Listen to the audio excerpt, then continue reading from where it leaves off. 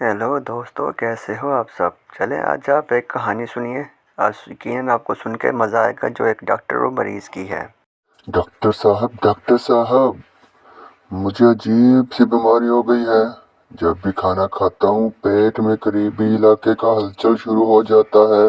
अच्छा, तो आप ये बताइए कि आप खाने में खाते क्या हैं जनाब। अरे डॉक्टर साहब, खाना क्या है, खाया ही कुछ नहीं जाता।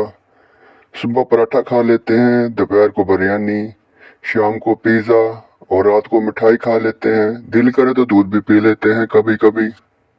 वाह भाई वाह, ये तो पेट का मसला नहीं लगता मुझे, बल्कि जश्न का इंतज़ाम लगता है। लेकिन डॉक्टर साहब, इलाज क्या होगा? बस इसका इलाज तो बहुत आसान सा है। आप अपनी खुराक को इंसानों वाली बनाएं, पेट भी आपके साथ जश्न मनाना छोड़ देगा। शुक्रिया शुक्रिया डॉक्टर साहब।